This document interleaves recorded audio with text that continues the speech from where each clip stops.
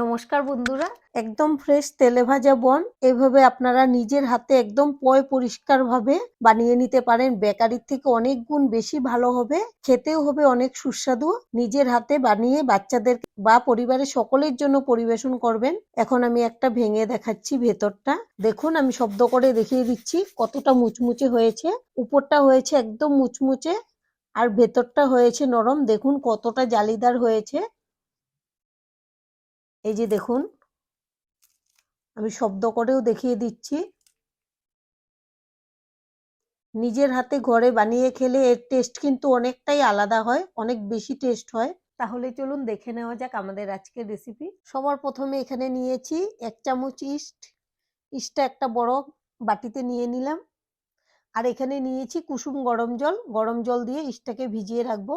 আপনারা এখানে গরম জলের জায়গায় কিন্তু ইচ্ছে করলে গরম দুধ দিয়েও ভিজিয়ে রাখতে পারেন। এবার মিশিয়ে নেব। এটাকে এভাবে ভিজিয়ে আমি 5 মিনিটের জন্য রেখে দেব।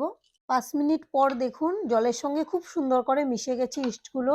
এবার দিয়ে দেব স্বাদ অনুযায়ী লবণ। আর এখানে নিয়েছি 2 চামচ চিনি। চিনিটা আপনারা আপনাদের পছন্দ অনুযায়ী কমিয়ে বাড়িয়ে নিতে পারেন। যেরকম মিষ্টি খেতে পছন্দ করেন ঠিক সেরকম দিয়ে দেবেন। আর এখানে আমি 1 বাটি নিয়েছি ময়দা। ময়দাটাকে আমি ভালো করে চেলে রেখেছি। এখন আমি ময়দাটা দেব আর মিশিয়ে নেব।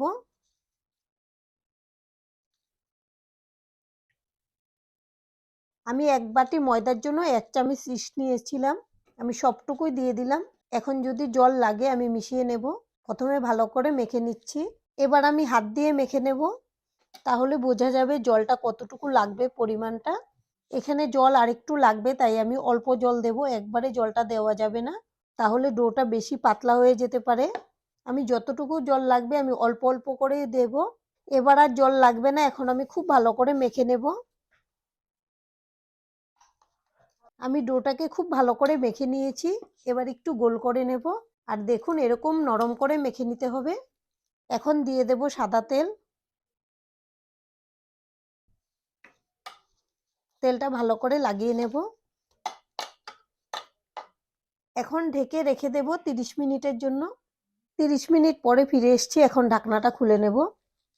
আর দেখুন 30 মিনিট পর ফুলে অনেকটাই বড় হয়ে গেছে, ডবল হয়ে গেছে। এখন হাতে একটু সাদা তেল মেখে নেব, না হলে কিন্তু হাতে লেগে যাবে। প্রথমে আমি হাওয়াটা বের করে নেব। এবার খুব ভালো করে মেখে নিতে হবে। আমি একটা থালাতে নিয়ে নেব। এবার খুব ভালো করে আরেকটু মেখে নেব। আমি আরো 5 মিনিটের মতো খুব ভালো করে মেখে নিয়েছি। একদম সফট হয়ে গেছে। আর এদিকে একটা ট্রের মধ্যে আমি ময়দা ছিটিয়ে রেখেছি। এই ট্রেটার মধ্যে আমি শেপ দিয়ে রাখবো, তাই যেন লেগে না যায়। ময়দাটা দিয়ে দিলাম। এখন আমি এখান থেকে অল্প অল্প ডো নেব।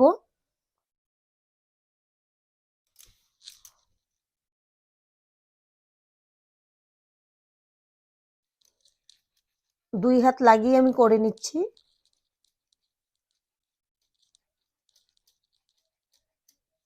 এই যে দেখুন, আমি লম্বা শেপে করব তাই লম্বা করে নিয়েছি। আপনারা চাইলে কিন্তু গোল শেপেও করে নিতে পারেন। এখন আমি ট্রের মধ্যে রেখে দেব। আর এভাবে আমি প্রত্যেকটা শেপ দিয়ে নেব।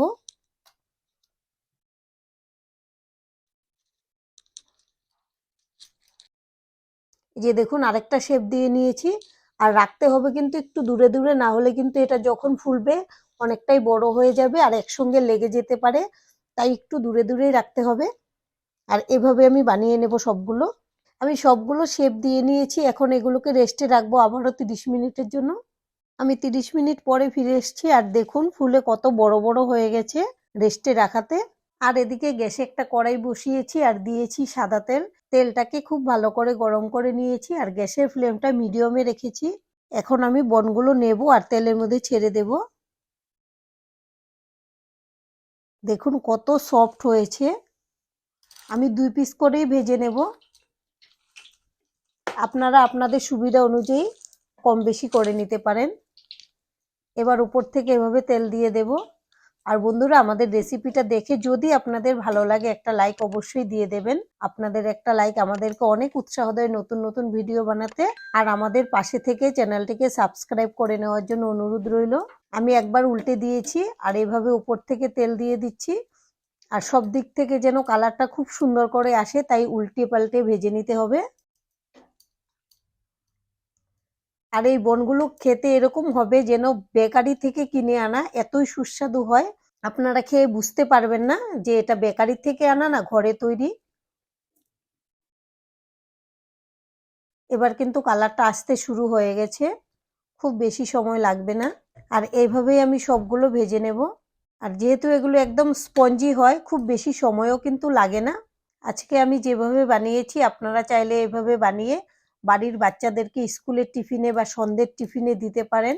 এবার দেখুন বন্ধুরা, খুব সুন্দর একটা কালারও চলে এসছে আর ভাজাটাও কিন্তু হয়ে গেছে। এখন আমি একটা প্লেটে তুলে নেব আর এভাবেই আমি বাদবাকি বনগুলো ভেজে নেব। দেখুন ভাজার পরে কত সুন্দর হয়েছে দেখতে। দেখুন বন্ধুরা, একদম ফ্রেশ তেলে ভাজা বন এভাবে আপনারা নিজের হাতে একদম পরিষ্কারভাবে বানিয়ে নিতে পারেন। বেকারির থেকে অনেক গুণ বেশি ভালো হবে, খেতেও হবে অনেক সুস্বাদু। নিজের হাতে বানিয়ে বাচ্চাদের বা পরিবারের সকলের জন্য পরিবেশন করবেন। এখন আমি একটা ভেঙে দেখাচ্ছি ভেতরটা। উপরটা হয়েছে একদম মুচমুচে, দেখুন আমি শব্দ করে দেখিয়ে দিচ্ছি কতটা মুচমুচে হয়েছে। উপরটা হয়েছে একদম মুচমুচে আর ভেতরটা হয়েছে নরম। দেখুন কতটা জালিদার হয়েছে। এই যে দেখুন, আমি শব্দ করেও দেখিয়ে দিচ্ছি। নিজের হাতে ঘরে বানিয়ে খেলে এর টেস্ট কিন্তু অনেকটাই আলাদা হয়, অনেক বেশি টেস্ট হয়। খুবই জালিদার হয়েছে। এভাবে আপনারা বাড়িতে বানাবেন, আশা করছি আপনাদের খুবই ভালো লাগবে।